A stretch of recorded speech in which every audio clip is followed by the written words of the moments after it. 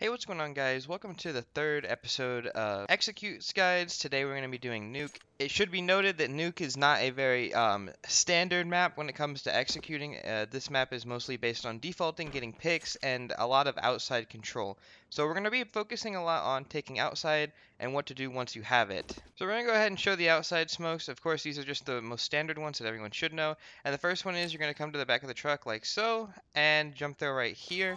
And then the second one is right here at the front of the truck. You just come here and aim at the top corner of this building. And then the third one, anyone that's going outside that still has a smoke, just throw it off this fence. And we're going to have a complete wall of smokes here. And this is going to allow for you to go down secret without getting spotted. And this is basically going to be the first step to executing. And like I said already, that there's going to be a huge focus on taking outside control early round, or at least showing some presence, because if you don't, then executing into an A site or a B site hit is going to be extremely difficult. And the reason that is because there's going to be such a huge emphasis on mini control. If you show presence outside, the CTs are going to get a little uncomfortable. Plus, this will threaten, if you do this properly, threaten an A split where, some positions are not going to be as strong as they normally would be if you're just coming out door and hut. Now, I'm not going to tell you how you should be defaulting outside. It doesn't really matter. And the reason that you want to throw all this outside pressure early round is because it'll allow for you to have a better execute later in towards the round. For example, if you get a guy down secret, he can wait here and hold for secret push or whatever until it's time to execute, let's say, A site, and now all of a sudden I'm coming in on a mini lurk and they are not ready for me because, it's been quiet for so long. The other way around is that you could just stand back here with all the outside smokes and just wait, and then once the mini or the A execute comes in, or even a B execute towards ramp comes in, then you can lurk in here and let's say it's B, I'm going to catch the guy dropping down vent, and all of a sudden now, we have man advantage. Nuke is a map that a lot of teams are going to want to have lurkers on because it makes actually closing out the round a lot easier, but it's not necessary. Another thing that Nuke is really popular for is its A rushes, and I'm going to go ahead and show you a couple of pieces of utility to deal with that A rush and how it should look for you, okay? So the A rush, the first best spawn rather, will throw this nade, which will blow the door open, and then he'll try to line up where Mini's going to be at through the door as he's running. He'll smoke it, and then he'll flash, and then he's going to come out, hug this close wall, and go. And the reason that you're doing this is because if you hug this close wall, if the guy's top hut, he's going to struggle to see you a lot more than if you just run out like this. The guy top hut doesn't have to do as much to fight you.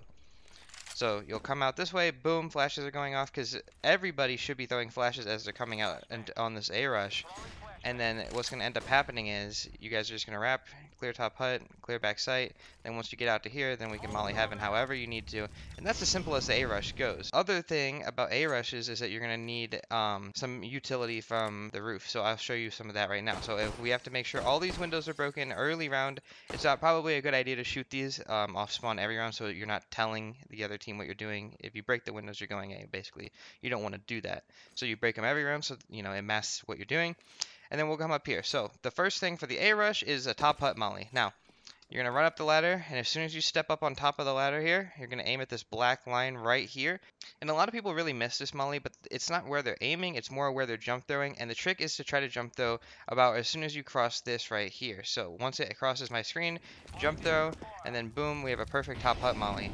And this is going to, of course, assist in the A rush.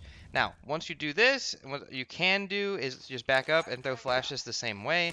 And this is going to also help out on the A rush because anybody that's trying to come in from heaven to help is getting blind. Anyone backside that's peeking out to fight door could be blind. Anyone that's like playing over towards this hut angle, he's getting blind if he's playing towards Mustang, and you're starting to get the idea right. So those are pretty much the only things that you need to throw on an A rush to help, and that's the pathing that you need to take. And once you throw that utility, actually, what you should do, you should either come down this ladder or go back in through the lobby entrance, but you're either going to watch flank or come out hut late. Because it's really common for the CTs, if nobody goes hut, the CTs will drop off hut and try to push in towards it. That way they can get a little bit of, a place to hide, get a kill or so, and then they go from there. So you should come down and, just be ready for that and check to see if he's in here. That's as simple as the A rush gets, but we got a couple other things to show you. Now, once you've done all the things you need to do, i.e. pressure outside, force a couple of rotations into favorable places, and now it's time to execute. And you'll know it's time to execute when, it's time to execute. And then when it's time, there's a couple of things that you can do. Now, it's really common to have two people on the roof throwing utility. However, I would recommend only having one because otherwise the trading is kind of awkward. Now we're going to start with the top hut molly that you can throw. This is the better top hut molly. This is going to get all of it because the other one that I showed, it still does work for a regular execute, but it only gets the right side of hut towards squeaky and actually isn't going to be as good as this one. This will cover the entire thing. So what you do, you can come up here, aim right here. Okay, just to the right of this, run throw, and then once the molly goes in, I'll show you it landing.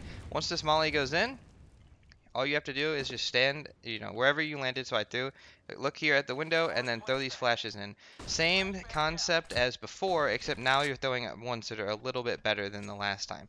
Of course, these are going to blind people hiding towards back sight, and people looking, to run away from hut because he just got mollied. It'll blind anyone sitting in towards second vent here, and pretty much overall just probably one of the better flashes that you could throw. And of course, I'm not going to say it should be majority hut or majority squeaky. That's up to your team. However, I will say that you need to make sure that the players that are going in first are timing their peaks with the flashes. That way it makes it a lot easier for you to actually get onto site. Because Nuke is, again, one of those maps that's a little bit different. It's got a little bit of a learning curve to it. So you need to make sure that you actually take the time and practice this. Now, the other thing is, if you come out hut, which is most common to come out hut on a later round execute towards A, the pathing for that looks a little something like this. You're going to come out and you're going to wrap this way, and then you're going to clear back sight. And the reason that you're doing this is because this guy back sight is most of the time fighting. He's looking like this. The guy Heaven isn't going to swing out and look right here.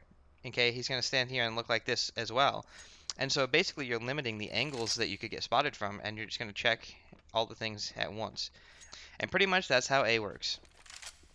Moving on towards the B site now, what we're going to actually notice is that B site is a little bit different. Now, since B site is just so different than any other map, as in you can't really just straight up execute B like you could on, say, Mirage, I'm actually just going to show you how to take ramp control and how to go B from there and what you should probably do. I will also show you what to do if you go secret, but other than that, we're just going to make a lot of assumptions because B site is very, very situational. So coming in here towards ramp, the first thing that you're going to want to do is take the control. Now, I'm not going to tell you how to do that because we'd sit here all day. But once you force the ramp player down, you need to deal with the rotator, okay? So now the rotator most of the time is going to be opping and he's going to peek right away. Now, biggest mistake when taking ramp control is people are just going to swing and people are like throwing, fumbling to get mollies in their hands, which is fine in certain situations. But if we're playing safe and we're playing to win, it would probably be better if you just go ahead and flash him off. Now, it's really easy to do, so I don't see why you don't just say, hey, wait a second, let me flash the opera off. All you have to do is come crouch right here and aim at this light right here and give a left click. From his point of view, he's going to be completely blind, and then you're safe to go towards ramp, or then safe to throw the molly. All right, let's just show you from his POV because he's got the op. Boom, full blind, now it's time to go. And then he gets mollied off, and now he can't contest. Another big mistake that people make is people want to come challenge this guy all the time. Well, there's no reason to do this because the opper is, in fact, going to hold this angle. You're going to peek an opper. And this angle, since most people don't practice this angle because it's, one of those angles that people don't think of like to practice, you're probably going to lose to an opper because it's such a tight angle that the opper doesn't even have to flick. He just goes boom, and then all of a sudden your teammates are like, why are you peeking? Just go down ramp. And it's exactly what I feel like too, because just go down ramp at this point. So coming down the ramp, finally, we need to make sure, depending on if we killed the ramp player or not, we need to make sure we take a couple extra precautions, but we still need to go quick because once the CT players rotate onto the site, it is extremely hard to get the bomb down. So we need to go quick, but we need to make sure that we're doing everything properly. And the first thing that you need to do is once you come down is be aware of control and be aware of this close right angle right here. Now, this close angle is very, very, very powerful against people who are coming out right side ramp because they don't see it. So just make sure that we're aware of this angle and we're, checking it, whether it be from over here, just giving it a good glance, or, just, peeking it. Now, once we come down, if the guy down B is not fighting, which a lot of times he'll be fighting from either here, or maybe he got away and he's opened up double and he's gone. It doesn't matter where he went, but we need to deal with him. But once we do, you absolutely don't smoke decon first anyway. You can smoke decon all you want, but if you smoke decon first, it really makes it hard because now the only place that realistically I can safely plant is right here. And the thing about this plant spot is it's fine, but it's not the best, okay? it's just not the best. You're planning, you know, and it's just not good. So you do, in fact, just want to come out here and smoke double doors, okay? Smoking double doors, just this simple, and you're going to scale up this way. If you do have a second smoke, you can plant, or I mean, you can smoke decon, which does make it easier for you. But if you only can smoke double, it opens up the best plant spot. This is 100% safe as long as double is open and somebody's watching control. Because if decon isn't smoked, this guy will not, he will not swing out and kill you because it's too dangerous for him. So just make sure we're prioritizing smoking double door, and then make sure we're prioritizing walking up this way. That way we can get into these really powerful positions on top of this catwalk here. Also, if you killed the ramp player, what you can do is you can come into control, because you can actually just assume that the rotators are just a tad bit behind this spot right here. So you can actually take this free map control and assist you a little bit. And this would make it so you don't have to smoke decon, or you don't have to smoke double, which means that you can actually plant here. And the reason that this is better is because now if somebody's ramp, I can actually see the bomb, whereas if it's planted in towards old toxic, then it makes it a little more awkward. And alright, now coming in from secret, it's pretty much going to be more of the same. You're probably going to have a lurker in towards ramp, or you're probably going to have a lurker in towards squeaky trying to hold for event rotations. But however you plan on doing it, it's going to look a little something like this. Taking B control. You're going to molly like this to molly the staircase, and then you're going to throw an obligatory flash right here just to make sure that nobody's peeking you. And then you can either come towards double, or you can go towards decon. It doesn't necessarily matter. However, I would say that you should probably come in towards control room here, because if you do that, you open up the opportunity for a lot more utility. I'm sure you've all seen the utility from here, and this is realistically the only lineups that I can show you, because in terms of executing B site, this is as good as it gets. You can molly like this, come back here and aim at this light, and then run through the smoke. And this is going to go ahead and take care of ramp so you can go out onto the site. Now, once you do that, you're going to come out here and you're going to clear all these angles. Pretty much the first guy coming out might just get destroyed, but it's going to be the trade game.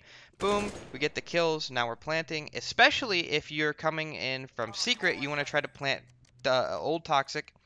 And of course, that's because you already have double control, and decon is still, you know, somewhat viable for helping out and contesting this.